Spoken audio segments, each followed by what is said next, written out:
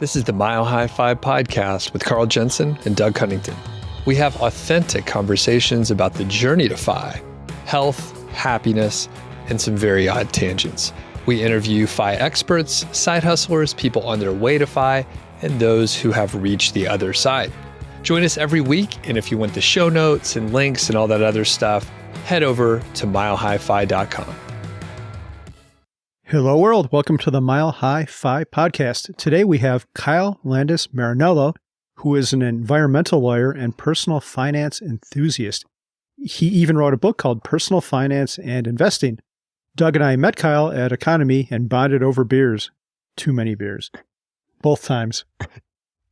Anyway, Kyle was on episode 76, Make More, Spend Less, Invest Wisely. So check that one out to hear more about Kyle's story. Today we're going to talk about financial mistakes we have all made. Kyle, what's happening? You're in town. You are in the studio. This is pretty awesome. First time in Longmont, right? It is. Yeah. I was out here for an environmental law conference last week and reached out to you guys, and this time worked out to hang out. So it's great to be here in person. Is that kind of conference fun? Like, what do people... I guess they talk about environmental law at the environmental law conference. That was a stupid question. But have you been to one of these before? Yeah, I go to one or two every year, and it actually is a lot of fun because, I mean, you learn about the latest developments in the law, and at this one, I was actually a speaker, so clearly they don't have very high standards for who they bring onto the stage there. And then, but the fun part is going on a regular basis, I see a lot of the same people. So same how the Economy conference, going back the second or third time for people is a lot more fun because you recognize folks there. Even these work conferences, I see a lot of the people I hung out with the last time, and we have fun and usually stay up later than we should and regret it the next morning. And then have you been to the Denver area or Colorado before? Yeah, when I was in high school and college, I was whitewater kayaking all the time. That was the focus of my life, and that inevitably brings you out west. And so I did a couple of races on the course in Golden, and have been through Denver in this area a few times, but never Longmont. Cool. So people can go back and listen to the full episode to hear your entire story, or a lot of it. But can you give like a 90-second intro? We know you're a lawyer, you're into water sports, and this is probably a better way to say that. But so, Kyle, yeah, what are you all about? Yeah. So I've done environmental and energy law ever since I graduated law school 15 years ago. I went the public interest route, and as I've now learned, as I've gotten into personal finance, that was an even worse financial decision than I knew I was making at the time. But I don't regret it. It's what drives me. It's what I'm passionate about. And I do feel good about the work that I do. And as I was approaching the 10-year mark for getting my $230,000 in student loans forgiven through the Public Service Loan Forgiveness Program, I realized for the first time we could start making real progress in our finances, and got into learning about personal finance and really did a deep dive into podcasts, books, and everything I could get my hands on. And the way I learn is through research and writing. And so it kind of led to me working on a book as I was going through it myself. And I try to make the book entertaining by putting in lots of stories about my dad, who I love and he's brilliant, but he has made just about every financial mistake you can imagine, despite being one of the smartest people I know. And so there's a lot of those stories weaved in to keep people entertained, because I say no one learns anything if you fall asleep. Yeah. And so before you went on that deep dive, were you aware of the FIRE movement at all, or you just ran across it through all your research? Yeah, I was not aware of the FIRE movement before that. My wife and I have always been frugal just by necessity. And so a lot of that we kind of knew already, but everything else was pretty new to me. And it's interesting, when I was at the Attorney General's office, I spent about 8 years there in environmental protection. I was working on the same floor as the consumer protection folks. And I saw the work that they were doing, going after companies that were doing payday loans to people who needed cash at the moment and just charging the most outrageous interest rates you can imagine. And seeing lots of other things that banks and other financial products were using to take advantage of people. And I had those ideas in mind as I learned about financial independence. And I think one of the things that doesn't always come up in the conversation is that you can be smart, you can be diligent, you can really do your homework and think you're doing everything right. But there's someone at some company that wants to eke a few more dollars out of you doing something that is illegal a lot of times, and they get away with it a lot. And so that's part of my interest in personal finance as well, is just giving people information so they can protect themselves against all the companies out there that will take advantage of you and will take your money if you give them half a chance.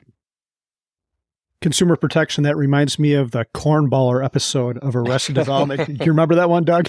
Oh, yeah, I do. Yeah. Did you ever watch that show, Kyle? Or? Yes. Yeah. Do you remember that one, that the cornballer, it would burn this shit out of people? I do. Do you guys happen to have one? I could go for some cornballs. I know. It looks so good. And then they just, for people that didn't watch the show, this is just irrelevant, but we'll just keep going down this route.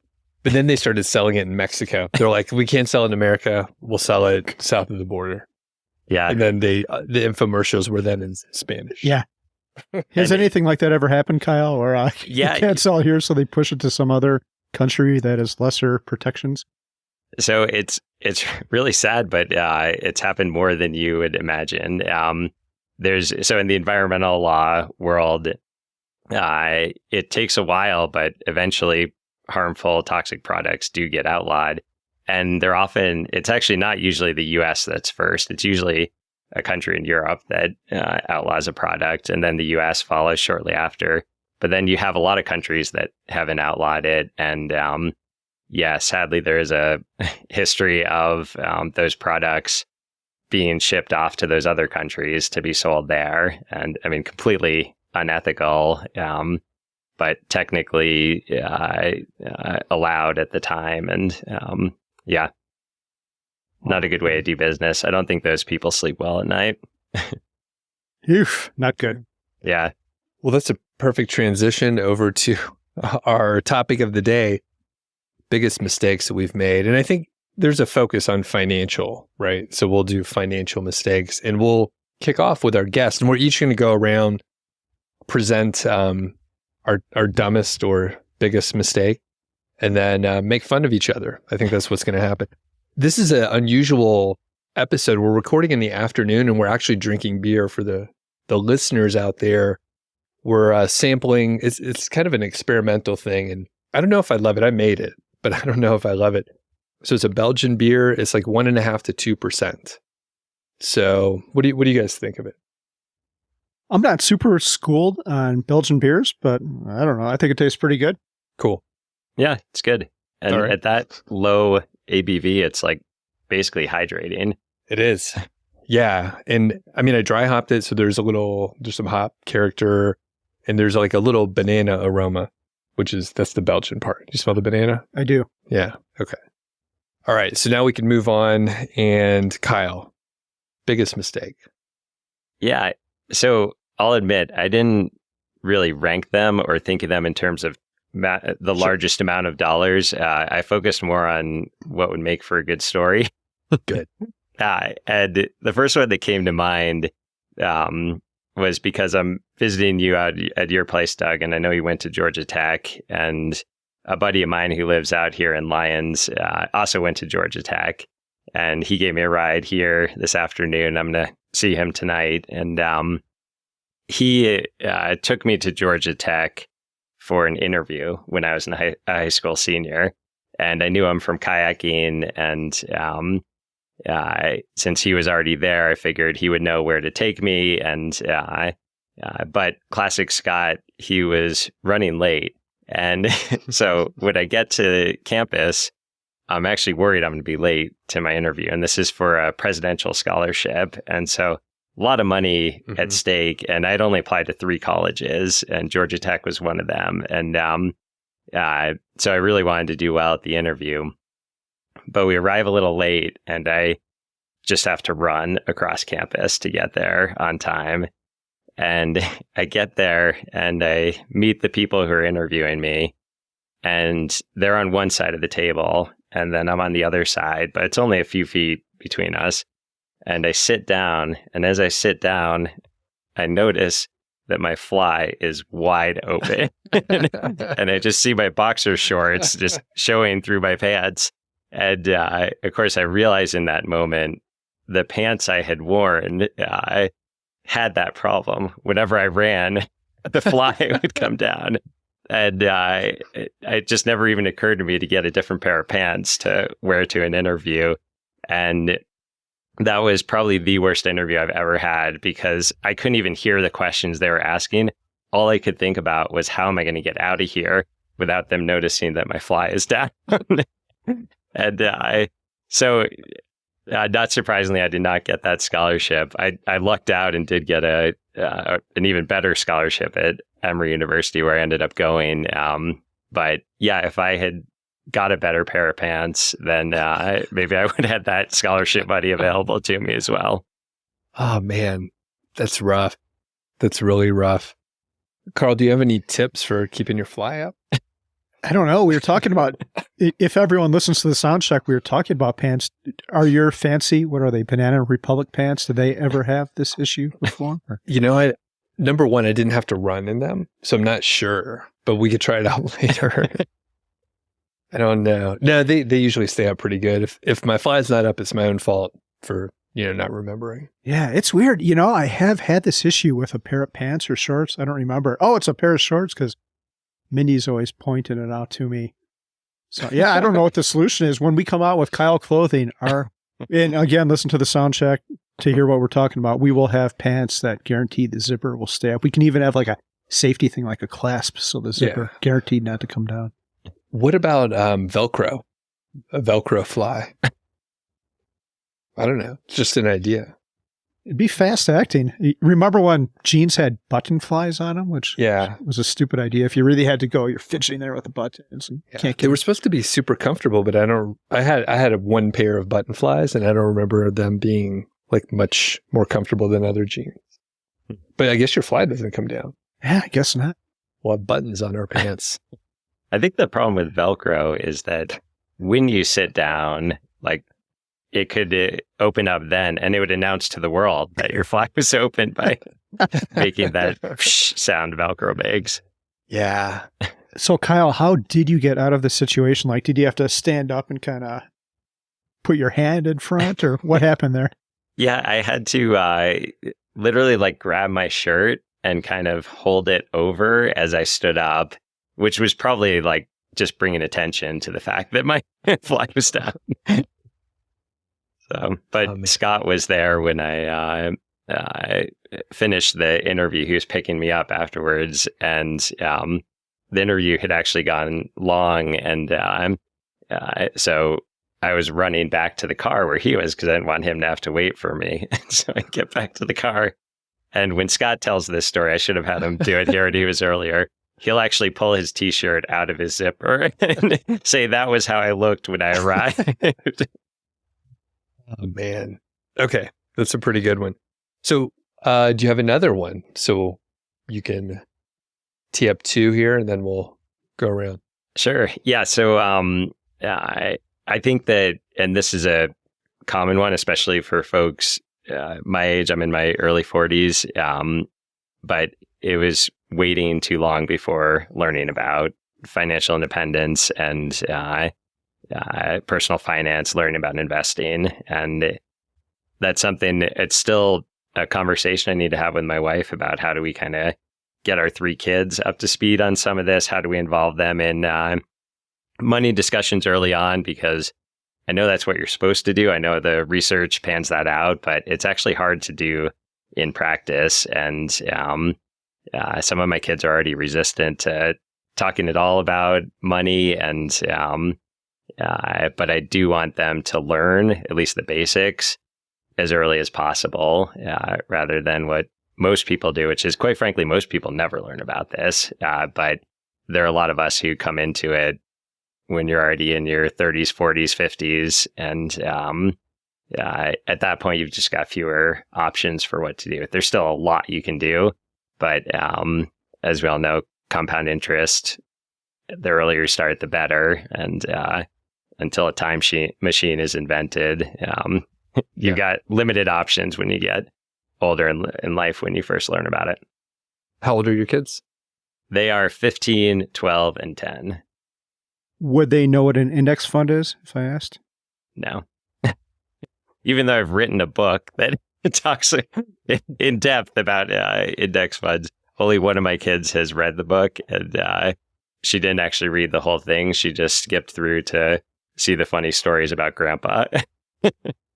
Kids are pretty difficult. You can tell, like we have two, but they're so different. You can tell both of them one thing and they'll react completely different to it. But I think our kids do know what an index fund is. Not that they'll do anything great with the knowledge, but the other morning we were talking about, Mindy and I were on the Ramit Sethi podcast and we were talking about it. And our older one comes up.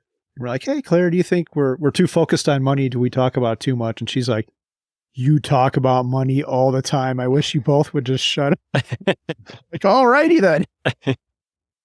Yeah. One of our kids is into it, our middle child, and he talks about becoming an electrician after he graduates high school. I'm like, yeah, that, like, not taking on student loans, and quite frankly, a lot of electricians are making more money than I make now, being 15 years out of law school and with all the loans I took on to do that. And, environmental law is my field. And if you want to make an impact on the ground in the environmental world right now, becoming an electrician is arguably the best thing anyone can do, because the work in that field now is moving people away from fossil fuels and towards electrified transportation, heating, and all that requires skilled electricians to upgrade people's homes, to upgrade the grid, and they just aren't out there now. And so the ones who are doing that work, same with a lot of the other trades like plumbing and things like that, they're in high demand and they can make a lot of good money doing it. Yeah, you could specialize in photovoltaics and probably just make a whole career out of that. Out here, they're pretty popular, but most electricians you call won't touch them. They won't have anything to do with it. So, yeah. Pretty cool. All right. We'll start going around a little bit. Before we do, though, we should talk about the Buy Me a Coffee page that we have. So we're not doing ads. We're not taking ads on in this podcast, and it's costing us a lot of money. So we need your help. No ads unless someone wants to give us money to show their product. Yeah. So basically the Buy Me a Coffee is just a donation. We're never going to, hold back, our actual podcast. But if you do donate, then you get a little extra content. Just today, I think, Carl, you posted a nice little post. It was something from the heart. You want to quickly summarize and tell us what it was? Yeah, I did. I talked about what FIRE means to me, how it started out as something to do with money. I Googled, how do I retire early? I found Mr. Money Mustache. I got all my finances together so I could retire. But it has evolved, and the cool thing is it applies to what's going on here right now. My favorite thing about FIRE right now is the community. We get to go to Economy and see Kyle for 2 years straight, and now he's here in the studio, and all the great friends, all the people we have at the HQ. We're going to go to an event tonight, and that's what FIRE does for me now. That's why it's important to me now. So anyway, if you want to get cool messages like that, you can check out the Buy Me a Coffee. We'll put a link in there. You can donate just a one-time thing, or you can sign up for the monthly, which is really good. It helps us plan out. And really, all that we've done with the money so far is recoup some of the expenses for the last couple years, which ran into the thousands of dollars. And then Carl made a small financial mistake and he bought a shitload of t-shirts. So we gave out a bunch of t-shirts. Kyle's wearing one right now. We just gave them out. We didn't charge for any of these. We just gave them out at Economy. So we're actually like just giving back to the people that listen. So check it out. Okay. Carl, tell us about some other financial mistakes that you've made aside from the t-shirts. I love the t-shirts. Wait till you see what I come up with next. Custom Crocs in honor of Kyle. Those could be part of the Kyle clothing line. Kyle with a K clothing line. It's going to be awesome. Real quick, Kyle, if you came out with your own line of Crocs, what color would they be or what style would they be? Like camo or black or what would they be? Well, those are already available, so I'd have to think of something different. I like this pink flamingo you have here, Doug, for those who are watching on YouTube. I think there should be a pair of Crocs with pink flamingos on it. So the Crocs would have like a flamingo head on the front. Yeah. Okay. You could like go underwater and hold them above your head and people would think they're actual flamingos. My neighbor is marketing for Crocs. I'll talk to her. I'll make sure you get some kind of royalties should this come to fruition. Yeah, my biggest money mistake, I think it's actually, this one might be a little unconventional, but I think it's having too much of a scarcity mindset and not spending enough, especially when I was younger. I talk to people now, my siblings, one of them, and other people who do all these cool things in college. I might go spend a year abroad or take a gap year, just take some time off work while they're single or before having kids and live life a little bit and see the world. And I was always too afraid to do that because I thought I had to work and no stop. The sad thing is I don't think I ever had more than a week off of work in my entire career, maybe like a week and a day because there was a holiday the following Monday. But yeah, isn't that crazy? Doug's looking at me like I'm nuts, as he should. But what the hell was wrong with me? Why didn't I take more time off and have some, even in between jobs? Like that would have been a perfect opportunity, right? I was going to say I took like 6 weeks off once between jobs and like went to Yellowstone and, did some handful of things. Yeah, that is a mistake. That's a mistake. Yeah. If you're young and listening to this, especially now, back when I'm kind of old now, but when I was young, jobs were a little bit different. I think we have a looser contract with our employers now, but now it's the perfect opportunity. I know a lot of companies not only support sabbaticals, but they encourage them because you're going to clear your mind and maybe become a better employee when you come back with fresh ideas and recharged. So don't do what I did. Take more than a week off before you turn 40 or before you have kids or sometime while you're young. As soon as possible, you get those vacation days. And I took time off, but people end up hoarding the days. So like whenever I left a job, I was always at the max amount that I could carry over. And then I would just get paid out whenever I left a job. So Carl, what are you doing now to spend some more money? Well, number one, I'm taking the rest of my life off. I'm never, ever going back to a full-time job. But spending money, okay, we bought the concert for $10,000, August 26th, if you're in town, Kyle. We're going on our fancy Hawaii trip where we're going to do the helicopter ride, zip lining. So we're approaching the trip that we're going to do what we want to do and not even look at how much it costs. Although I did peek at the helicopter and that's not super cheap, but.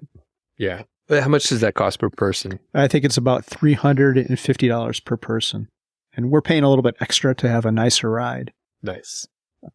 What else to spend money on? What does that mean? Like they close the doors before takeoff? Yeah. No. The good thing is they keep the doors open, which is cool. You're strapped you pay in. extra to keep the doors open. Yes. Yeah, that's true. And they're like no flip-flops, or I think they call them slippers in Hawaii because those could fall off and land in the tropical rainforests of Kauai. Gotcha.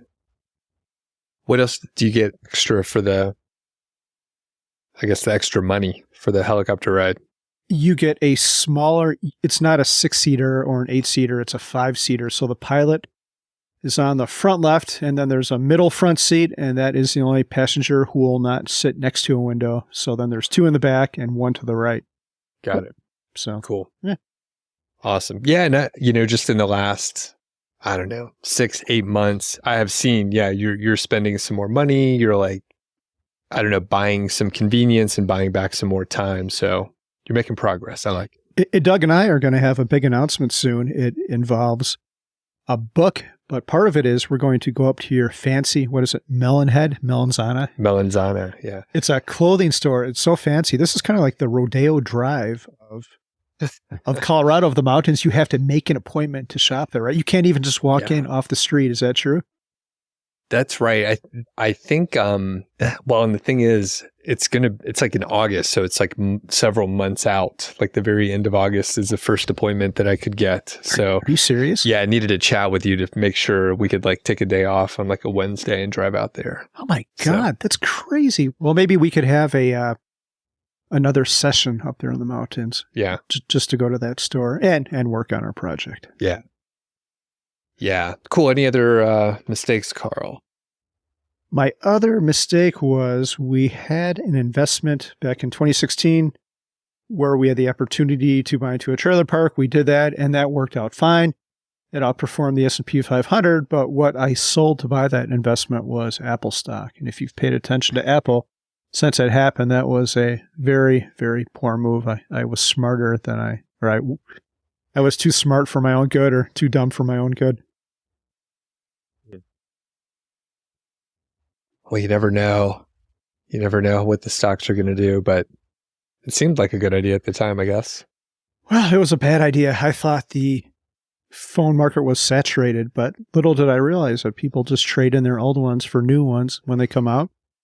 And also Apple is doing pretty well with their services business. So I think their services like their TV platform and Apple Pay and all that shit that alone is bigger than like most companies in the world. And what are those AirPod things? Those things, you have those, right, Doug? Yeah.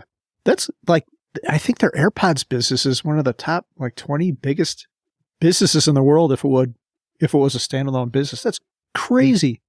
Wow. They're really good. I have like the regular and the pros. I like upgraded. Do you have an iPhone? Oh. Yes, I have one iPhone, the only one I've ever had. It's a 3G. It's like the second one they came out with. Do you have AirPods? I don't know. Yeah. I actually like the corded headphones. Why? And apparently they're coming back in style now. Because I wear them, everyone kind of watches what I do and try to imitate it. No, it's actually a sad reason why they're coming back in style, which is people don't like being bothered.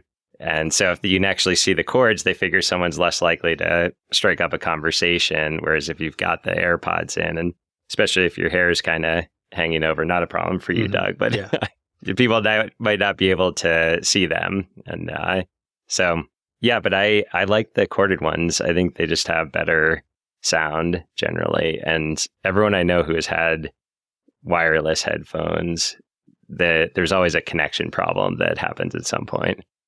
That is true. That is true. Although for the AirPods, definitely like the cordless. But here in the studio, everything's corded. I don't have any cordless stuff for microphones or headphones in here. But what do you think about the cordless versus corded? I love the cordless ones right up until a week ago when we bought a new car. So we bought this Chevy Bolt thing, and the stereo has Bluetooth connectivity. So I'll be listening to my cordless headphones with Bluetooth, and then Mindy will pull into the driveway, and then the phone will be like, fuck you headphones, I'm going to connect to the car. And then she'll be listening to whatever I was listening to on my headphones. And everyone's confused and angry. So I have to figure that part out of the technology. I'm sure the problem is me. It's not the technology. I have to disable auto connect or some other setting. Yeah. But I do like the cordless ones, especially the noise canceling ones. And for kind of the reason Kyle said, like, don't talk to me, people. Yeah. I'm all right with that. I was at the gym the other day, and something I noticed over the last few years is at gyms, everyone has their headphones on, they're on their phones. No one talks anymore. And it's like silent in the gym. And I used to meet people at the gym and you would be friends with them because you worked out at the same time. But now it's kind of gone away. But just at my gym that I go to, this dude, he was like, hey, I see you in here all the time. I'm Nick. And I thought that was nice. Did you notice that in gyms too? Yeah, I guess. Well, you know what? The gym I go to, there are lots of seniors, and I think they're averse to technology, so they never have headphones on, and they're always hanging out with each other, going around the track or playing pickleball. So no, I probably don't see it as much. I guess with the younger folks, they usually do have the headphones on. Though. Okay. All right. So is it my turn now? Yeah. It is yours. What is? Okay. So in 2005, I'd been working for a couple years and a couple of my friends were buying houses. So I thought, hey, I should buy a house. It's a good investment. So I searched around and found a house to buy. And I ended up closing like the end of the year of 2005. Horrible time to buy a house. I financed, I think, I don't know, 99% of it or something. I put a little money down, but not very much. And it ended up being a really horrible investment. I imagine I'd maybe be able to rent it out after I got married and moved out. And I did rent it out and I proceeded to lose like $300 per month for like 2 to 3 years. I was like, maybe it'll turn around. I was like, I don't know what the fuck to do. So that did not work out very well. Eventually, in I think around 2012, I realized maybe I could try to refinance or get a different agreement with the mortgage company, but they were not hearing it. It didn't classify for any of the mortgage forgiveness programs that were out at the time. So I ended up letting it go into foreclosure. So the foreclosure piece was actually the best decision that I've made financially, but buying the house was terrible. And I mean, in hindsight, I had this spot actually very close to Emory. I had this spot on, what is it?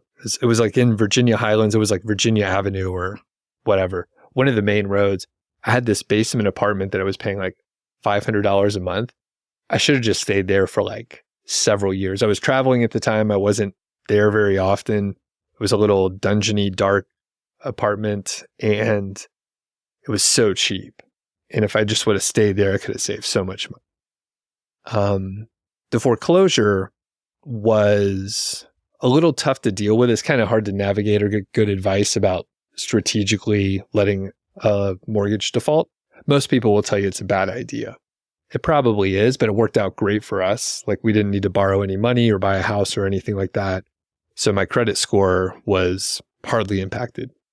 After the foreclosure, it was like still 720, which seems crazy. Really? I thought that affected your credit score. It doesn't. It must have taken some kind of hit. I couldn't get another mortgage for a home. Okay. But everyone that tells you that is a bank. So I would not trust the people that make money telling you that. Yeah. So basically everyone would say no. And yeah, your credit, the reason why, so I can elaborate. The reason why is usually you have other things that is a domino effect. So your house goes under, your car, you have credit card debt, you have all these issues, but I didn't have any of that. In fact, I had no other debt at all.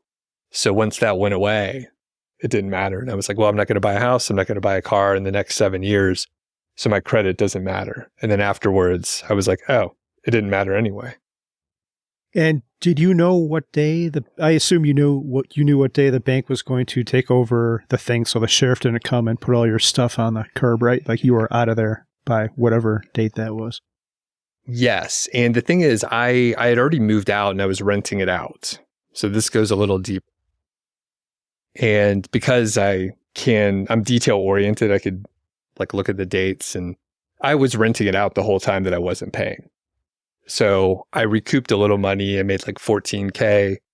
And then the biggest issue is when you have a foreclosure, it's the loan goes away, but you have to pay taxes on that. So I had to pay like $150,000.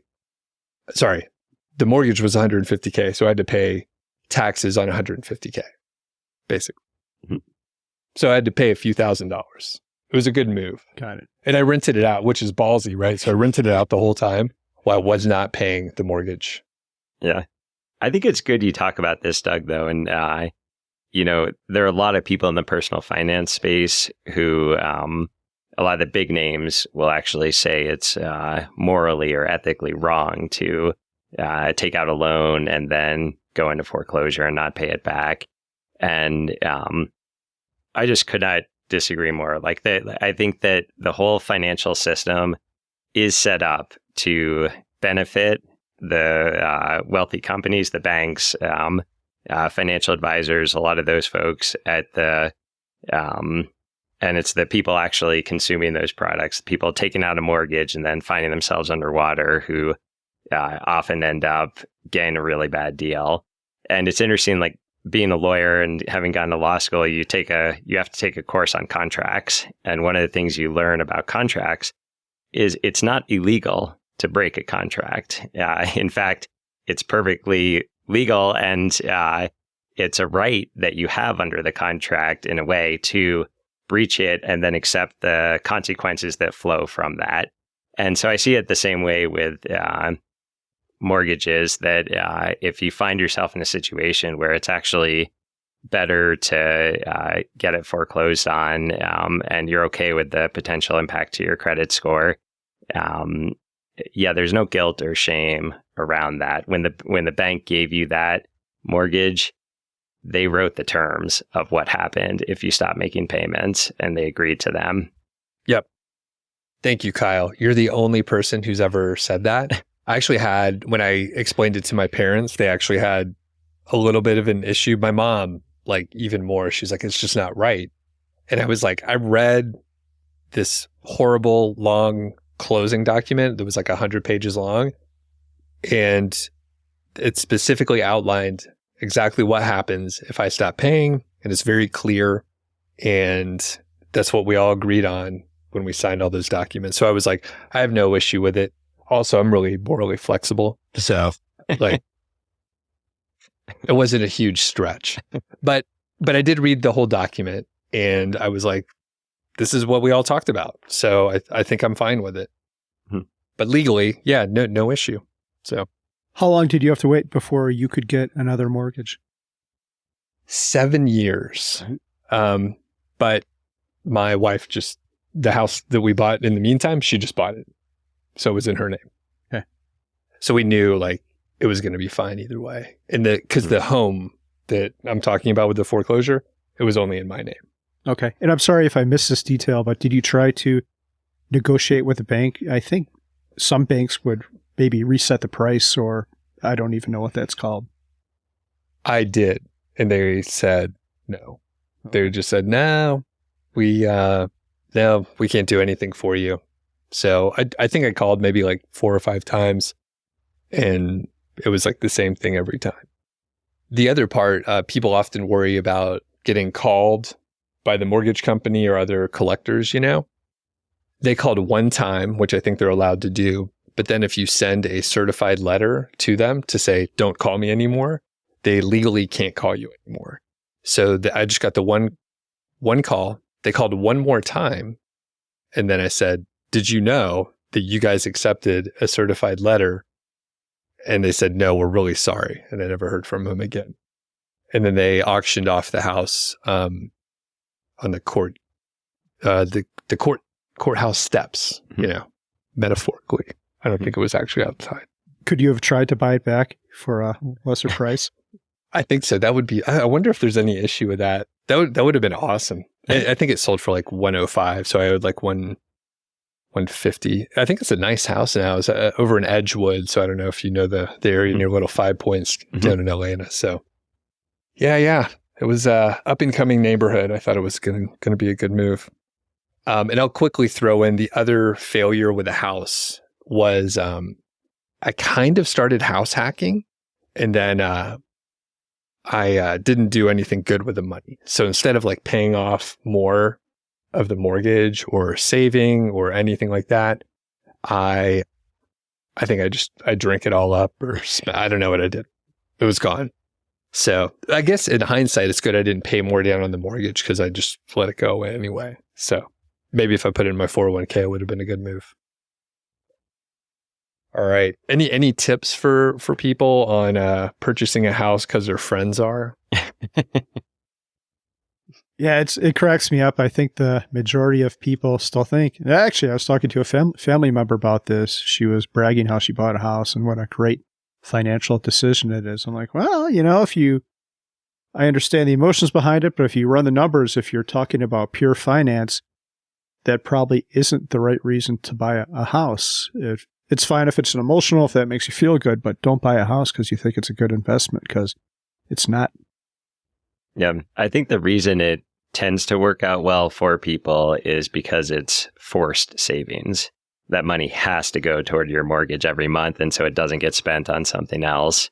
And but yeah, when you run the numbers, it often doesn't pan out. And there's also, like Doug, you're mentioning that when you bought the house, like because your friends were doing it, there is a real pressure people feel that you got to be a homeowner. If you're not a homeowner, you're not, quote, living the American dream. And there's all sorts of ways the system is set up to encourage people to become homeowners.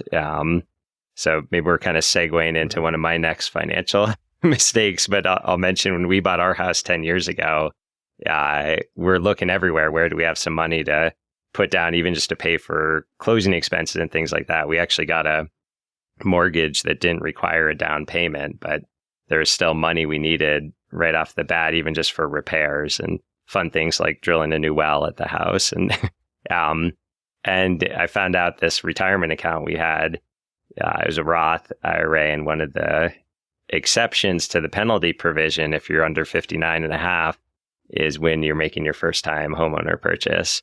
And it's like, well, that's convenient. And so we cashed it out and used that money to pay for a new well and such. And I think it was just because that $8,000 or $9,000, whatever it was at the time, was there and available, and the rules allowed you to do it. And you look back on it, and we could have found that money some other way if that hadn't been there. And who wrote those rules? Like, it wasn't someone looking out for you or me or the actual first-time homeowners. It was banks and the real estate companies and real estate agents and their lobbyists who make a lot of money the more homes are sold and the more frequently they get sold. Man. How much money did you take out, Kyle? I think it was about $9,000, and this was in 2013. And so if we had kept that there, I mean, it'd be probably at least double that now and continuing to build. Yeah. Man. Have you ever pulled money out early? The very first job I had, I cashed out my 401k. I don't think I had more than a couple $1,000 in there. That was obviously a mistake. It probably would be like 20,000 by now, but that is the only time. Okay. And I literally did the same thing when I interned in college. We had access, and I think I want to say it may have just been in the stock of the company. So it was Nortel, so it would not be a good company to keep. I think it was like a huge company for a few years, and then .com bubble bursted. So, yeah. But yeah, I cashed that out. Okay. Kyle, do you have some other mistakes? Sure. I got lots of. How much time do we have? Yeah. So another one that comes to mind for me is I mentioned getting $230,000 of loans forgiven from the Public Service Loan Forgiveness Program. And I think I also mentioned earlier, I had a full scholarship when I was an undergrad. And so all of those loans came from a 1-year master's degree and 3 years of law school. And then the interest that built on it. When I went into the public service sector, I just wasn't making enough money even to make the interest payments. And the way the federal loans were set up, they calculate how much you can afford to pay. And it was often only like $60, $70, $80 a month, because they'd look at my salary and they'd see it was a family of 5 on that salary. And that was what they calculated. And so the amount I owed just kept going up every year. And then when I got close to the 10-year mark, I was actually about 13 years out of law school at that point. And the way the program's set up, you're supposed to be able to get all the loans forgiven after you've done 10 years in public service. But I lost those first 2.5 years because I didn't look up what my payment would be if I started making it. I just was making so little, I couldn't imagine I could afford to pay anything on them. And so I decided I just needed to wait until I had a job where my law school would actually help me a little with the loan payments, and then I would figure it out and start making them.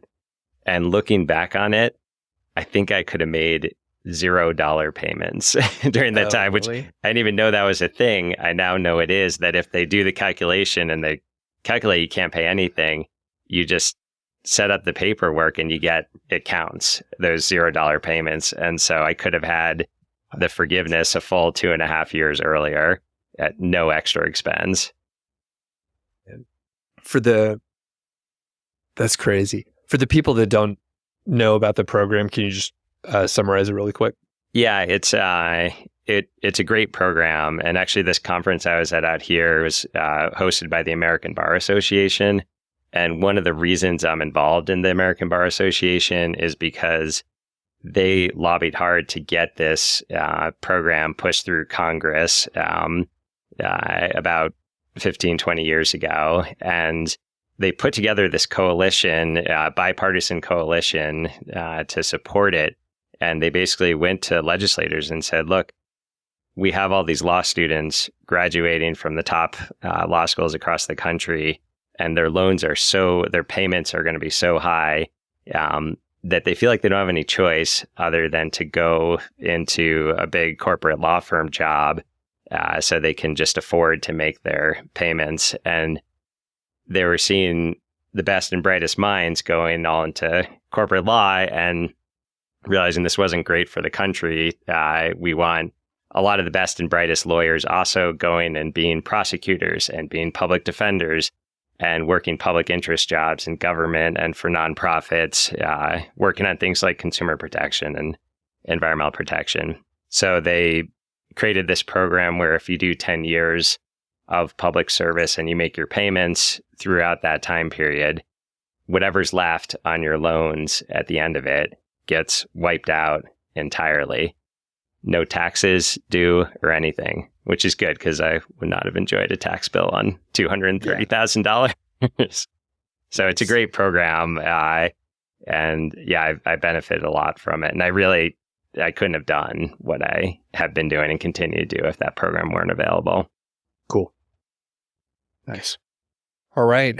Well, as we're wrapping up here, any other quick mistakes you just want to hit, Carl?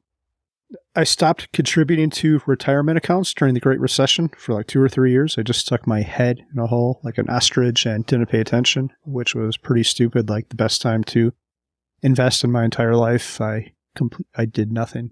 Yeah, I did the same thing, unfortunately, for a few years there. And the thing is, like when we were putting money in the early 2000s or whatever, much earlier for you, of course, but the thing is, it was flat. Like we were putting money in and then it wasn't doing anything. I'm like, I may as well not do that. So, we put a little money in, but yeah, I stopped for a few years too. Pretty silly. All right. Any final ones, Carl? Kyle? I'll just add, I think this happens a lot. It's probably one of the most frequent mistakes, particularly in the FIRE community, which is a lot of us are optimizers and we're always trying to figure out like, what is the best way to do this? What's the best investment? When do I put that money on? And you kind of can go down this rabbit hole. And in the meanwhile, you're not doing anything. And so I think that that's the biggest mistake I did for many years, many decades, just not really doing anything, in part because I just didn't feel like I knew what to do. And so I think you want to get informed. You want to learn what's generally a good idea. If you're going to invest money, it's good to know that low fee index funds are the best way to do it. It's not investment advice, but it's pretty well known in this community. But actually starting the investments, if you wait a single month to just figure out, well, is it this low fee index fund or that low fee index fund? The amount you lose in that 1 month might be more than whatever marginal gain you might have got from figuring out the exact right thing to do. Yeah. Very nice. Well, as we wrap up, where can people find you? And you can tell us just a little bit about your book too. Who's it for? What's it about? Yeah, I'm most active on Twitter. So I do have a website, personalfinanceauthor.com. But Twitter is where I like to be in terms of social media. And so my handle there is at PF Author. And the book is a broad-based kind of general view on personal finance and on investing, but I do a few deep dives in places. And one of them is if you have any interest in socially responsible investing, I have some information in there about how you can actually get low-fee social responsible index funds now. And but mostly it's just geared towards anyone who's wanting to learn more about this topic. And I also did have younger people in mind. I tried to make it as entertaining as possible. And it's short, it's about 200 pages. So it's not too big of a time commitment. And it has a lot of stories in there about just how everyone gets this wrong. The three of us have just talked about how many times we've got it wrong. Everyone listening has lots of stories on their own about times they've got it wrong. And there's no shame in that, like I said, the system's set up to encourage people to do the wrong thing. And so I tried to just find the best information I got from the different sources I went to, put it in one place, and make it as accessible as possible. The book is hilarious. I highly recommend it. If anyone's an HQ member, we have multiple copies of it there for people to read. Awesome. Yeah, we'll link up to everything for you, Kyle. And it's been a lot of fun. Thanks. Yeah, thanks for having me. This was a blast. Thanks for listening to the show. That was the Mile High 5 podcast, and I'm Doug Cunnington, the balder host, and Carl Jensen is the cool, sexy one. If you dig the show, please do 3 things for us. Number 1, tell a friend, a family member, an enemy about the show. We really don't care who you tell. Maybe forward them a specific show that you know that they will like. It's the single most helpful thing that you can do to spread the word. It's like giving us a virtual high five, and actually we don't give high fives in person, so the virtual kind's pretty good. And more importantly, your friend or family member or even your enemy will appreciate the fact that you were thinking of them. Number 2, make sure you're following or subscribed on your podcast app, Apple Podcasts, Spotify, Overcast, YouTube, whatever you're using, and that way you won't miss a show. And number 3, please leave us a rating and review. We read them on the show occasionally, and you might hear yours out there on an upcoming episode. Quick disclaimer, this show is not financial or legal advice. I'd actually be surprised if it sounded like it. It's really just for entertainment, and that's at least what we're hoping for. But seriously, get advice from professionals. Carl and I are just 2 guys with microphones that sit in my basement and talk. So we'll catch y'all next week.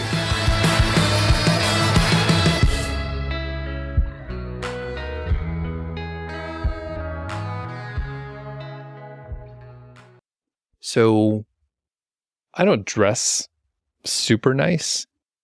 I mean, I think it's actually kind of crappy. I have crappy clothes mostly, but I was thinking about changing it up a bit, and I wanted to get fashion advice from Carl specifically because he looks like he has it kind of figured out. But luckily, Kyle, you're here too. So here's my dilemma, right? I kind of wear the same stuff all the time, and I have these, they're Eddie Bauer like hiking pants. They have like a lot of pockets in there, so I can keep stuff in there, which is super convenient. But they don't look as nice as even jeans, which I don't love jeans that much. But here's the thing. I have probably like 5 or 6 pairs of like pretty nice slacks from Banana Republic from when I had a job. So I haven't worn these in like a really long time, like 8 years, but they're in great condition. They still fit well. And I wore a pair and I was like, they actually, they don't feel that uncomfortable and they look nicer. So I thought about mixing it up. So I was going to ask you, Carl, what do you think about slacks? Do you think I should start wearing them? Maybe I could wear them tonight. What are slacks, like khakis, or what are slacks? Pants that don't try very hard. Okay. So not jeans, not dress pants, something in between? Or They're dress pants. They're suit pants, basically. They're suit pants. Okay. They're like wool, nice. Okay. And what was your question? If you should wear them tonight? Yeah, just wear them in general. Start wearing them like, hey, I could be presentable. I don't know, Doug. It seems like a step backwards to me. Yeah, and if they're made out of wool, that's hard to wash. It is. Yeah, that was one of the tough parts. I mean, you have to get them dry cleaned. So, okay. So, Carl, you're like, it's a step back. Why is it a step backwards? Well, for one thing, I guess my mind is on summer. It's been pretty warm lately. And I think my new goal in life, which I won't start right now, is to wear the most minimal amount of clothes possible. So, like we're going to go to Hawaii. It looks like you're wearing minimal clothes right now. I am. I was hoping you wouldn't point that out, but there we are. Why are your shorts so short? So I didn't know is that like a child's husky? Why are they so little? They're actually Speedos. I'm trying something new. I heard that's coming into fashion, and I want to be fashionable above everything else. So one other thing, and then I'll get your opinion, Kyle. So these slacks, I don't want to wear them in the heat of summer, but they're pretty comfortable and they're like fairly light and breathable. So they're not like winter slacks or anything. These are thin, like good material, that kind of thing. So I wouldn't wear them in the summer, but for parties at HQ, maybe I check it out. Maybe I'll bust them out tonight. So Kyle, what do you think? Should I dress a little nicer? No. Okay. No, and especially if you have to dry clean them, I mean, that's never worth it. Yeah. You're asking the man who wore Crocs to argue a case in front of the Vermont Supreme Court about dressing up. After asking you, the one who just declared your new plan is to wear the least amount of clothes possible, which I'm guessing you haven't run that by anyone in your family or friends. No, I don't think they'd approve, but maybe we should start a clothing line. It'll be like the opposite of fashion. What would be a good name for it? Like anti-fashion. That's too easy. Yeah, I'm not sure. I think they did that in Zoolander. What was it called? Derelict. Remember that? All I remember from Zoolander was the gas station fight. Doug, have you seen the Kyle video on YouTube? I actually showed this to Kyle. It's called When Your Name is Kyle. I'll put a link to it in the YouTube, but it's just apparently people named Kyle. And I don't know, the real Kyle here can attest to this. They drink a lot of Mountain Dew. They play with knives. They throw things and break things. I'm trying to think what else, but maybe we should have a line of clothing based on the Kyle lifestyle. We could call it Kyle Clothing, clothing with a K.